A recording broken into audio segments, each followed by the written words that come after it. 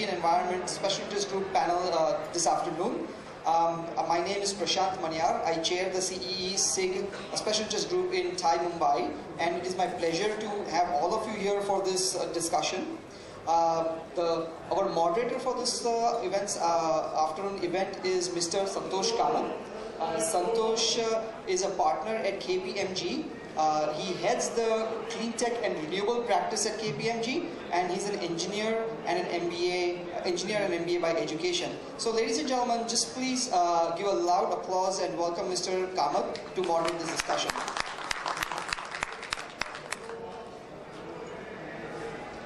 Hello. Thanks, Prashant. Thanks very much. Thanks to the organizers for having us. I'll briefly start by introducing the panel that we have here. There's some very experienced panelists, very interesting profiles. I'm sure you will enjoy listening to them. To my right, immediate right, is Mr. Deepak Saxena. Deepak is a pharmacist by qualification and has more than 29 years of experience in pharmaceutical business development and in the water sector subsequently. Currently, he's with Hindustan Unilever Limited. He looks at the water sector and is in charge of partnerships for the Purit product. And very interestingly, his role is to target bottom of the pyramid for the Purit product. Welcome, Deepak. To Deepak's right is Mr. Atre, Mr. Ashok Atre. Ashok is an engineer from VJTI Mumbai and a master's from IIT Bombay. If one looks at his CV, one finds the word innovation written all along, everywhere. Okay? Very interesting. A lot of experience in innovation, developing new products. Currently, he's an entrepreneur. He's a founder of Transparent Energy Systems. They are into waste heat recovery and waste treatment products. It would be lovely to listen from him on how he's managed to scale up his business to around 200 crores right now. Welcome, Mr. Atre. Yeah. Finally, we have Dr. Uma Rajratnam. Uma is a master's and a doctorate in environment science. She currently heads Ensign Global's Clean Energy and Environment practice. In the past, she has worked in institutes like the Energy and Resources Institute and the National Environment Engineering Research Institute. She has over 22 years of rich experience in providing expert solutions in areas related to environmental solutions, energy efficiency solutions, and she currently leads the energy efficiency and renewable energy practice of Ensign. Welcome, Uma.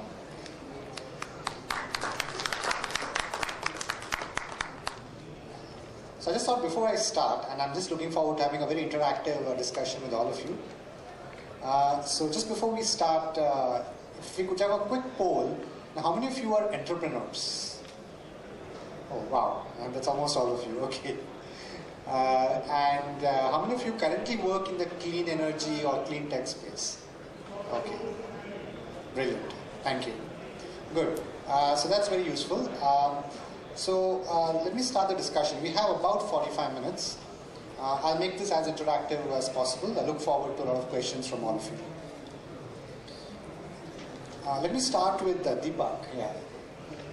Deepak, it was very interesting to know about the current role that you are performing in Hindustan Unilever and about targeting bottom of the pyramid, in a product like Purit, which is a water purification product. Now, what would you say are the key lessons for entrepreneurs sitting here in targeting the bottom of the pyramid and in targeting rural customers? A, is it scalable? Is it really scalable? What are the attributes you think are important, in trying to reach this category of customers? And what are the other lessons in forging partnerships?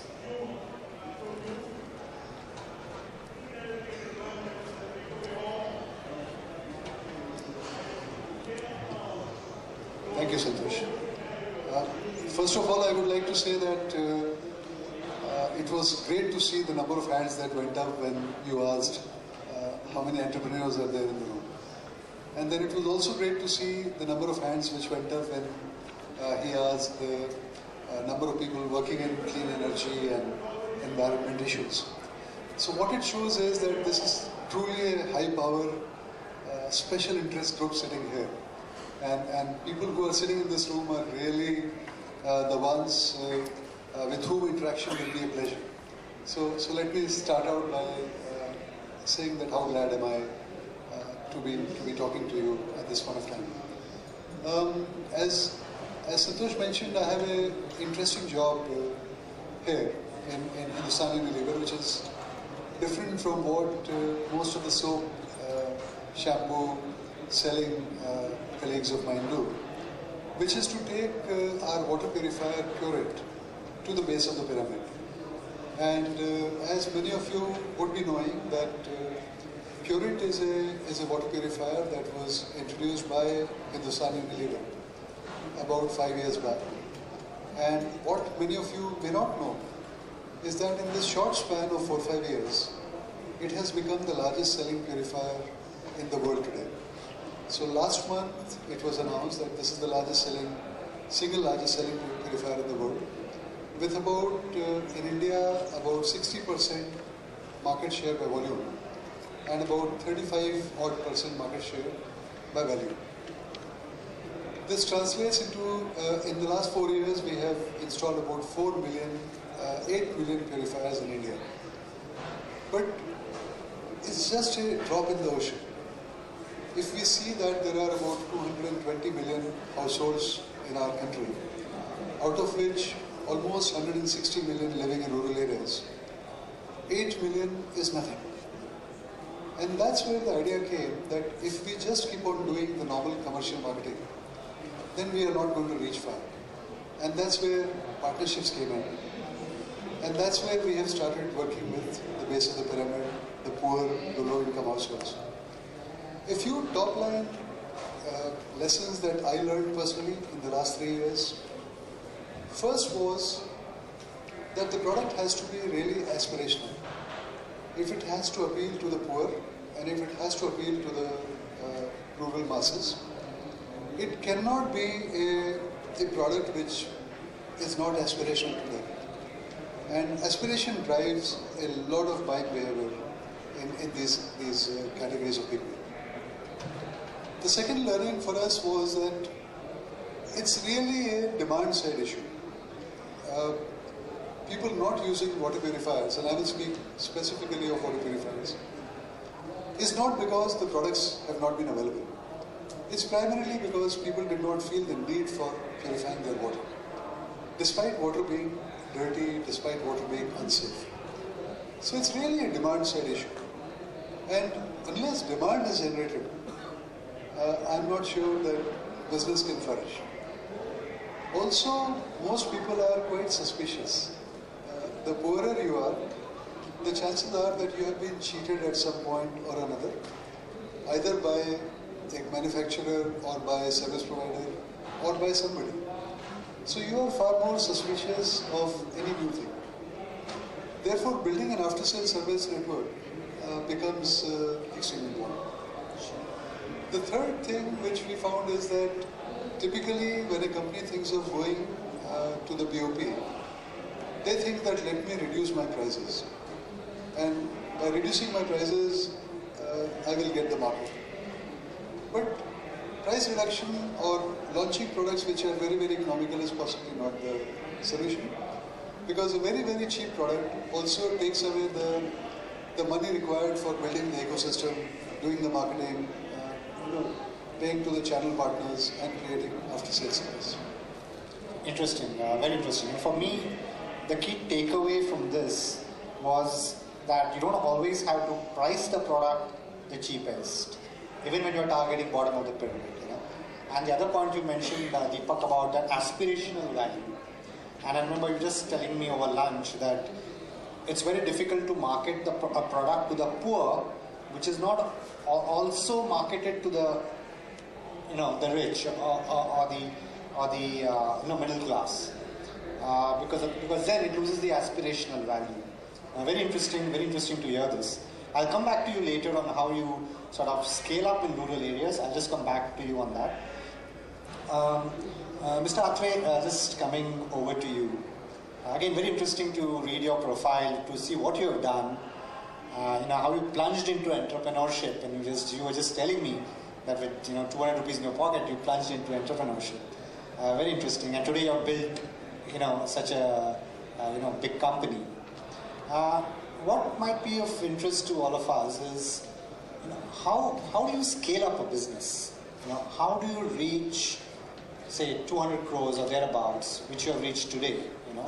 And that too in an area like clean technology, which is still not, I would say, mass market, perhaps, still not fully appreciated by everyone.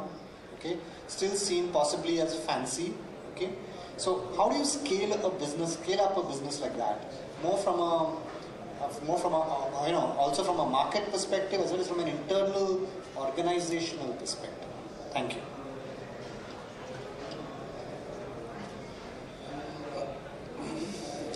Ladies and gentlemen, I thank all of you, the organizers, for giving me an opportunity to share my experiences with you. Like Deepak said, most of the people sitting here are already entrepreneurs. So the adventurism is already in them.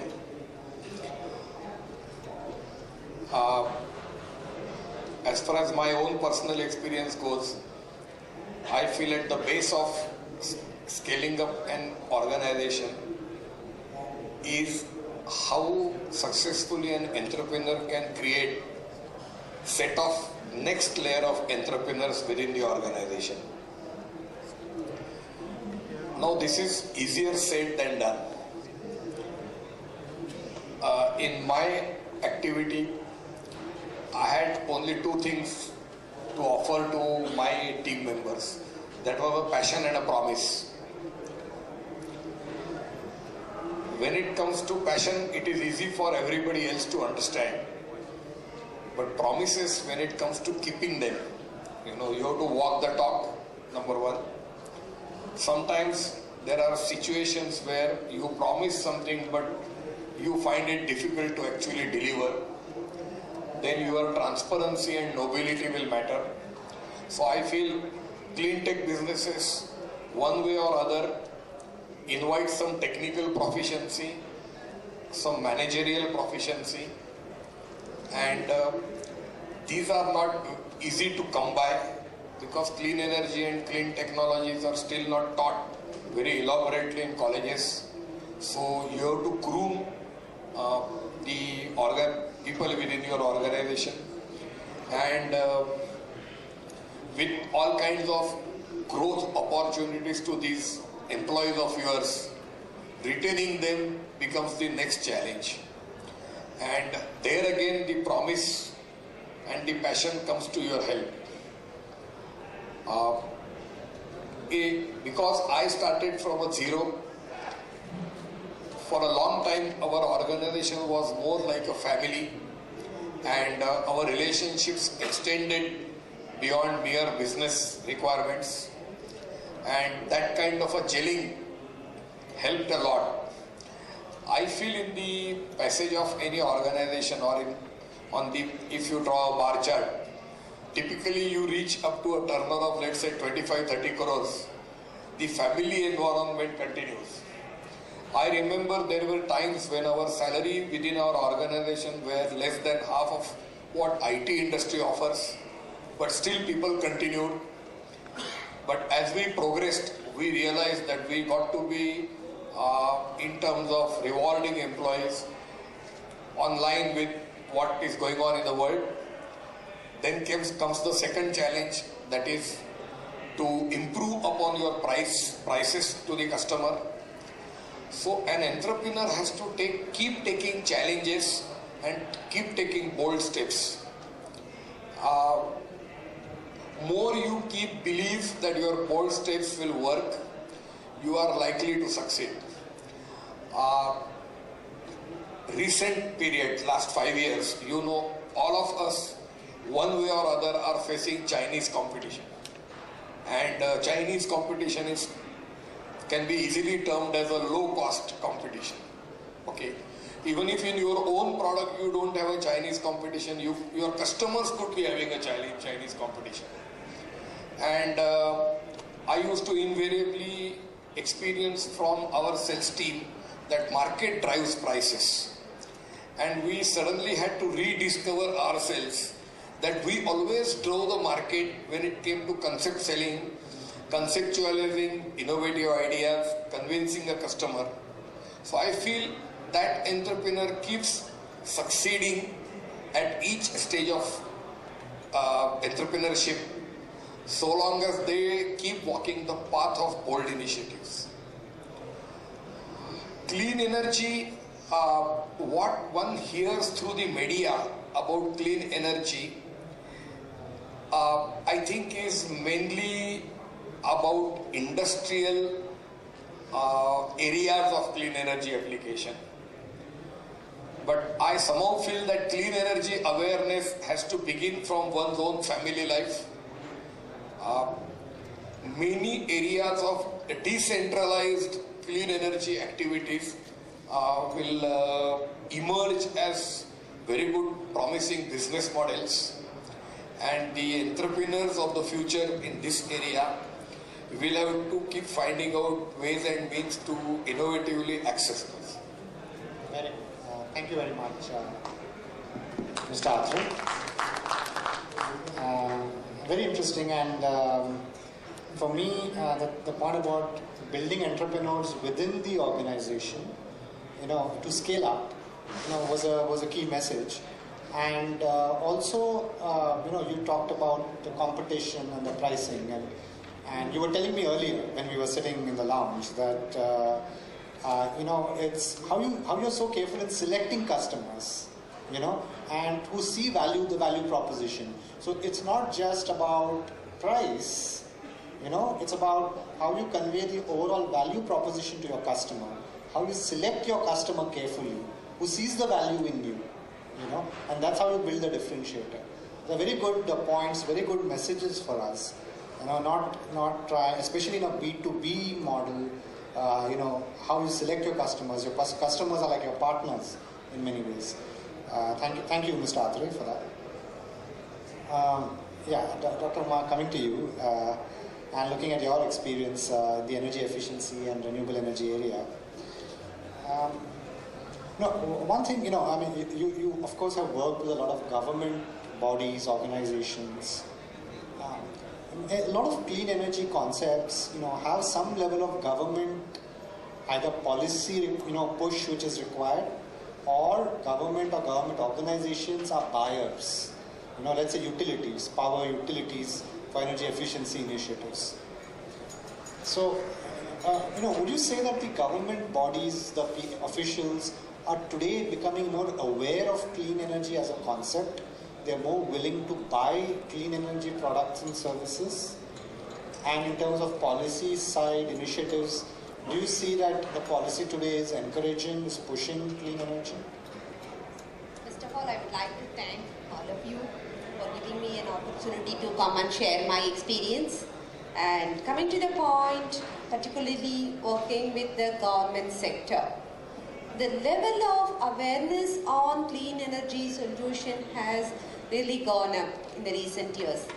It is mainly because of like a mix of things. One is the policy drivers, suitable policy drivers, and also being the competitive in the market, and also public-private partnership. So these are some of the drivers which promotes clean energy solutions among the government sector. Taking the example of the demand side management. For an example, the energy efficiency solutions is one of the key things for promoting the demand side management initiatives. Now more and more government organizations are taking initiatives for improving the efficiency and also benchmarking with their in the sector. So there are particular policy drivers or suitable policy drivers out there. Also awareness has increased. So these are the two key factors which promotes clean energy solutions in the among the government sector. Okay. So do you see, for example, just a related point, the demand side management initiatives. Is there a play for entrepreneurs to offer products and services in this area, demand side management? Yes, there's a lot. See, for an example, when we say the demand side management solutions, it reduces, for an example, what do you mean by demand side management? At the user side, at the end user level, we reduce the demand to increase of the energy efficiency side. Either it could be the behavioral, or it could be the technology, it could be the policy interventions, whatever it could be. See, if you look into in the recent years, see, for an example, the power tariff has increased, and also the time of day tariff. And so these are some of the things which drives them for going for energy efficiency or reduce the operational expenses. So when we look into this, is a very broad area. So when we look into the type of challenge, so even the large organization can't give a bigger solution. That is where that we need to bring in more and more partners to work with to address this kind of like the challenge. It's starting from even from the grassroots level to even the technology interventions at the macro level. So we need to bring in more and more partners. So that is what, even for designing solutions from and also provide from the end-to-end solutions, we need to bring in more partners to provide. Sure. So even from a small entrepreneurs to large. Sure. Thank you. Thank you for that. Deepak, let me just come back to you. And since you said you're targeting bottom of the pyramid, base of the pyramid, and in rural areas, how does one scale up a business, especially in highly distributed rural areas, geographical spread? And if one is looking at a product in that segment, how does one really go about scaling that up? Very difficult.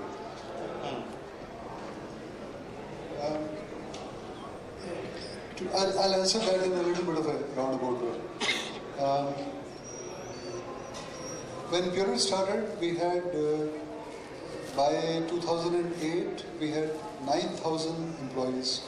Not employees, but feet on the street, promoting Purity at one point. And everybody used to say proudly that we are a national brand. But if you scratch the surface, really? So people would say, well, we are national urban brand.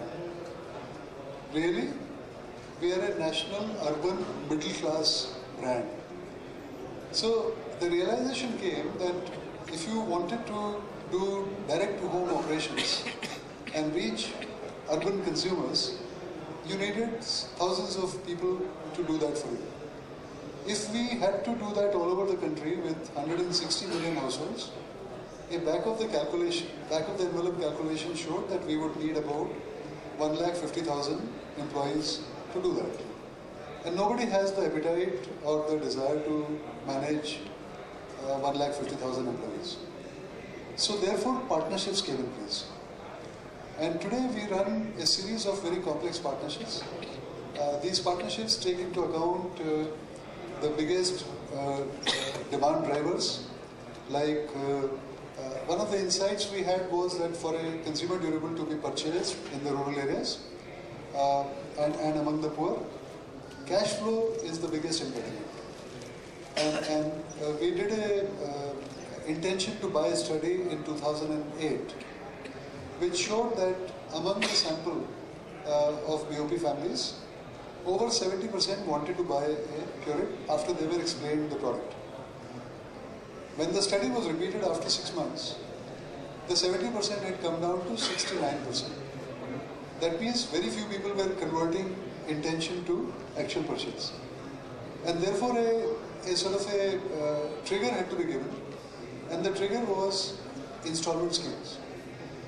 So in order to give installment schemes, we partnered with microfinance institutions who provided installments on Purity on installments. Then we found that these microfinance institutions had branches which were scattered in villages. So we could not recruit and retain people there. So we recruited community workers from those microfinance institutions to work as field staff. Then we found that we cannot manage these thousands of women. So we outsourced the management work to another partner who then managed these entrepreneurs. So I think partnership is the way to go. And possibly in a complex situation like Indian rural areas, unless we partner, one will not be able to do everything oneself. Very interesting. How you have gone about it, that's very interesting. Mr. Atle, coming to you again, it would be very good just to talk a bit about pricing, in this particular clean tech space. Because the customer, what is the value the customer gets, and how do you sort of price that? If you could just throw some light for the benefit of the audience on the pricing models.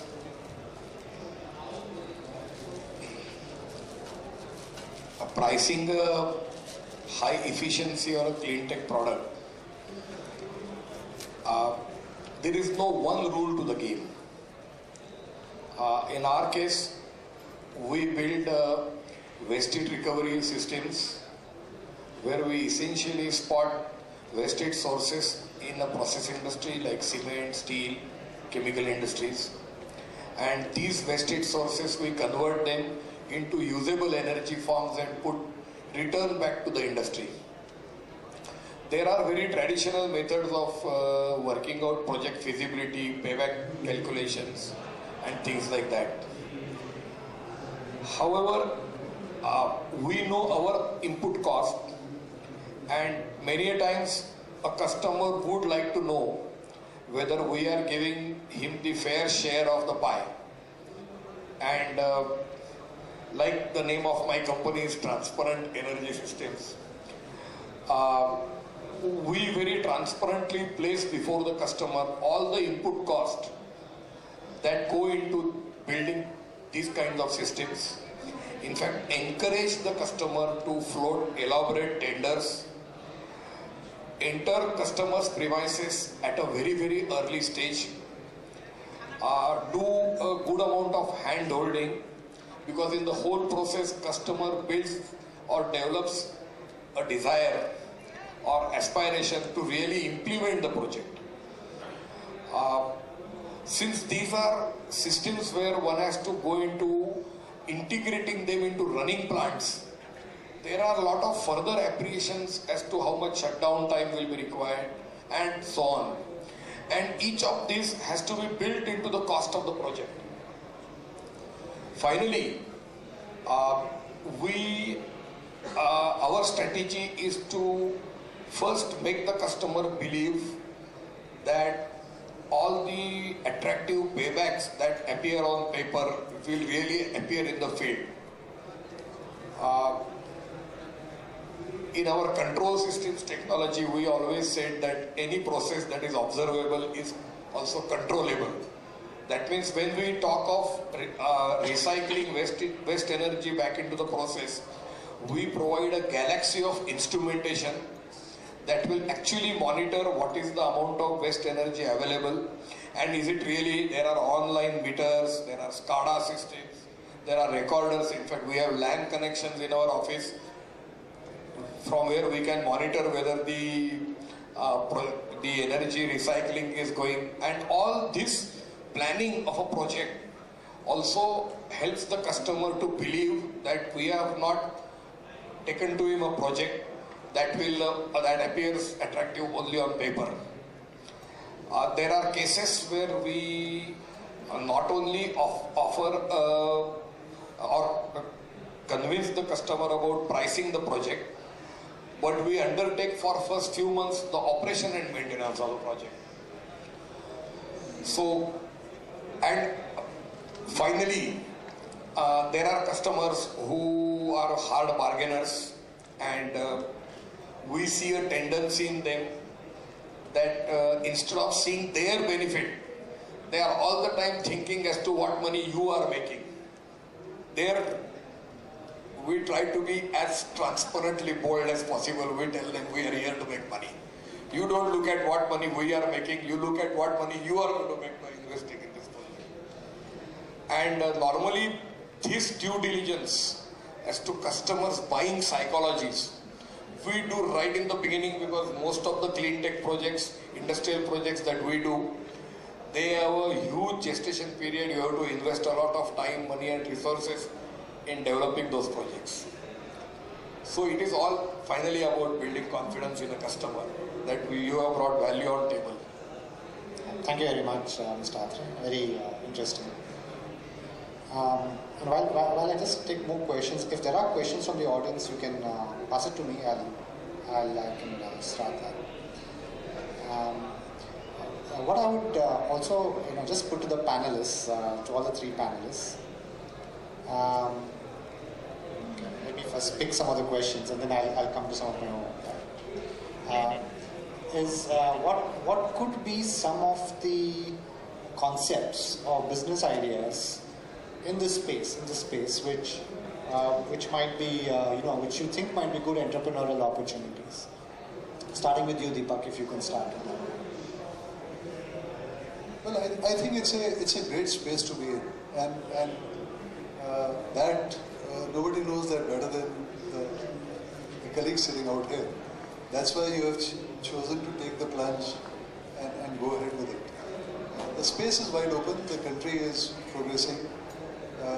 Next 20 years will be far better than the previous 50, 100 years in our nation. From my own perspective of marketing, I see huge gaps in the service areas, which possibly some of you might like to look at. One of them is creating sales forces, so that professional sales teams are not available in rural areas. Most of the space is filled up with NGOs who are trying to do some little bit of village level entrepreneur development, but it's not very professional. So that's one big area of opportunity where good sales forces which are created, and then there are a lot of products which could ride on those sales forces. That I see as one large opportunity. The second large opportunity from my perspective is on demand generation and rural marketing. So while there are some advertising agencies which are now entering those areas with activation agencies, but there is a lot to be done there. And most of these people don't understand the space so well. So I feel that local marketing there, rural marketing, as well as sales force development is the second. Third is after-sales service of consumer products, consumer durable products. That's a huge area in rural areas. A lot of people, even if they have money, they don't purchase very expensive products because they feel that they will not be able to service them in those areas. So these three, I feel, could be areas of interest. Interesting. Start. Same question. What could be businesses in this area? In clean tech, I feel a significant vacuum exists when it comes to conserving energy and water in residential colonies, shopping malls, commercial buildings, waste management, waste recycling, waste segregation, and we all like that these things should be done by municipal corporations, but I am a strong believer that municipal corporations are our corporations. Instead of expecting them to do all these things, I think for them also things are becoming unmanageable. And fortunately now major residential complexes are coming up where there are O&M contractors. So services in residential complexes are in one way or other getting organized. I remember in my childhood there were no big residential complexes, but now you easily have residential complexes having more than 1,000 flats, 2,000 flats. So there are cooperative societies, there are office bearers. So there is a lot of innovation possible, and I remember in Pune there is one Bapu's water tank cleaning service, and this Bapu today services almost entire Pune city, and this is one of the classic examples how an entrepreneurship can be built. Based approach. See, for an example, when we say like what are the risks, we have to convince them, even whether it is the bottom of the pyramid or in the top. So we need to convince them about what is a key driver. Either it is a reputational, or whether it is a financial, or whether it is a necessity. So that is a very important factor. And the second thing is developing an appropriate business model. Maybe for an example, when we introduce any particular technology, there may be a lot of apprehensions among the users, whether it will work, I am going to invest, what will be my payback, there are a lot of promises, whether in the field it will be successful or not. So that is where the appropriate business model, for an example, either it is a guaranteed energy saving model, or whether it is a risk revenue sharing model. So these are some of the things which are very important. And third is the post-sales services, that is local presence, how approachable, and operation and the maintenance. So these are the important factors for making this clean energy environment a successful one. Thank you. I'll just move on to a few questions I have got from the audience. First question to you, Deepak. When the income for the rural poor is less than, say, 100 rupees a day, how is it possible to afford water purifiers? Good question.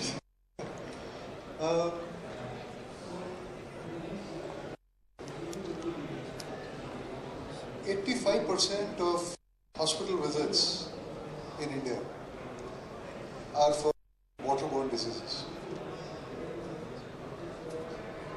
World Bank, 80% of Indians pay out of pocket for their healthcare. More than 3 to 4 lakh children die every year due to diarrhea. These are not statistics of 1947. These are statistics of 2012. And all these things are happening because of a reason called diarrhea. I call it stupid deliberately. Because it is completely preventable. There is nothing great about diarrhea. But it affects small children. Many of you, as all of us know, 70% of the body is water. And when a small child gets 7 bouts of diarrhea, she can throw out 3 liters and she takes 6 kilos. So which happens is she dies by the time she reaches the hospital. If there is a poor person with three children in the family, on an average they have about 10 bouts of diarrhea in a year. And depending on how many days late they are to the doctor, they may spend anywhere from 500 rupees to 500 rupees on treating them. I work very closely with finance institutions, and I am told by them that the single reason for people slipping back into poverty now is disease in the family, because it comes as a sudden surprise. When you look at all these factors, then and they are explained to the family, they understand how important it is for them to drink clean water and safe water. A purifier will cost 2,000 rupees, and which is going to last for 5 years, and which is going to provide them safe drinking water at maybe 70, 90 rupees a month, is money well spent. The problem is of cash flow. They don't have 2,000 rupees. That's where financing of the product comes in place. Microfinance institutions that provide 1-year loans of 200 rupees. So that's the product. Good point. Really.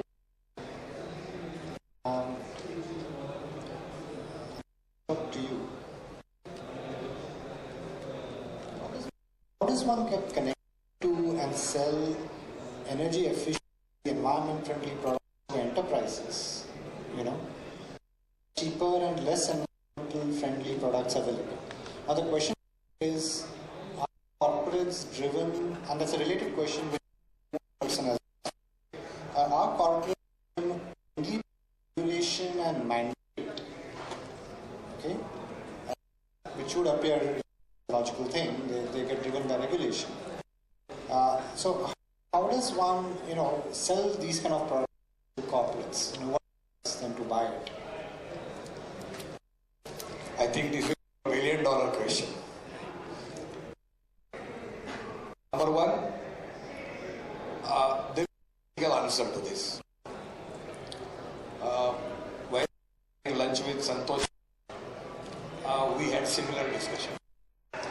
And the answer in corporates, we experience corporates whose decision making is not merely governed by government regulations or government directives, but their own internal ethics and governance related to clean energy, energy efficiency, and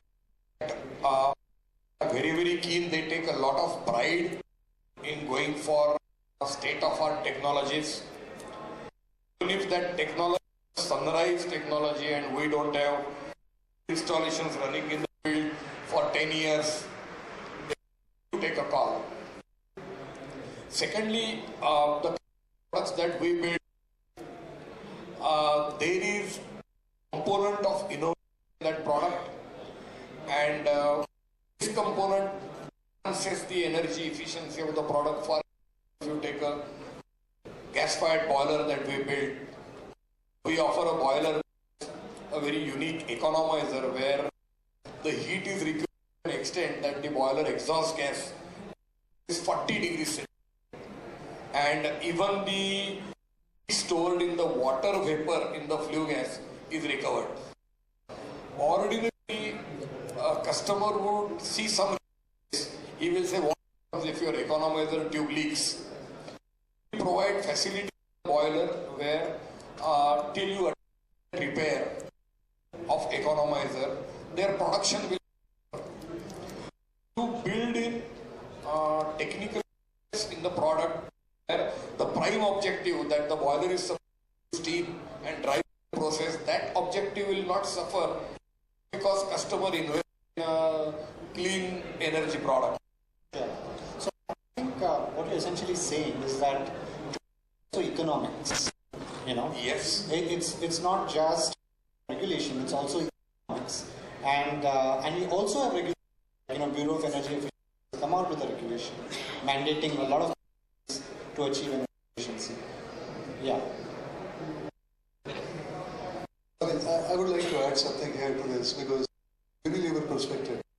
The point you were raising is that companies are nowadays not only looking at, and this is a huge business, companies are not only looking at this as regulation, companies are actually looking 20 years hence from today and seeing how it will be done 20 years later.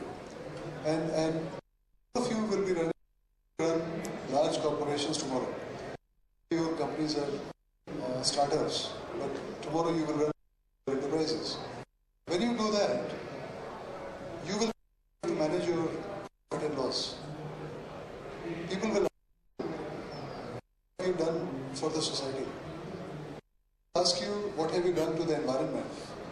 So this concept of line, where you manage your profit and loss, you also manage your society environment, will become increasingly important to business. And clean energy is going to play, I think, a role in that. So you are one of large corporations of tomorrow. You will have to deal. Thank you. Kumar, I have a question for you. I'll just put this. Okay, the question how to change the mindset of people to accept new, which new like car bins. If you're familiar with of car bins, which is useful, eco-friendly concept. should we ask the to elaborate on that? Yeah, so the person with the question, if you can just elaborate that.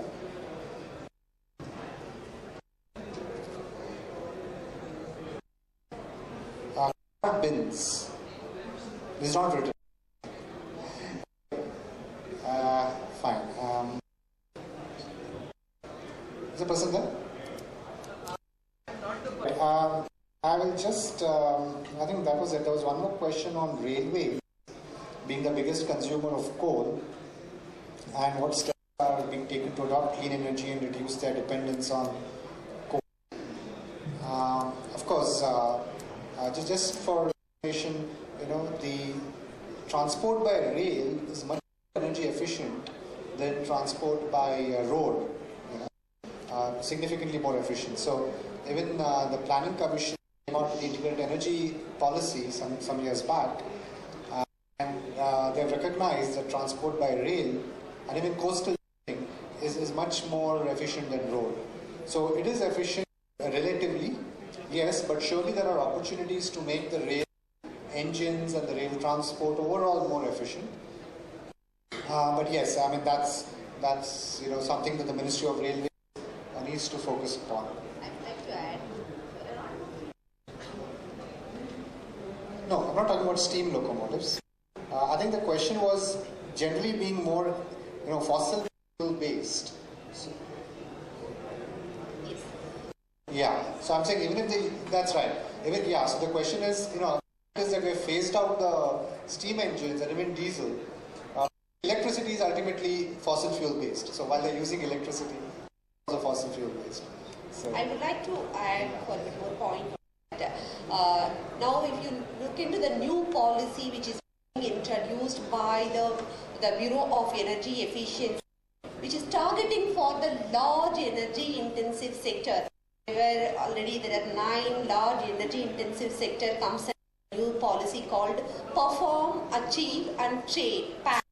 Railways is also coming under that sector. So there is a benchmark among within the sector saying that that specific energy for the next 5 years you have a target in which you have to reduce your baseline energy consumption.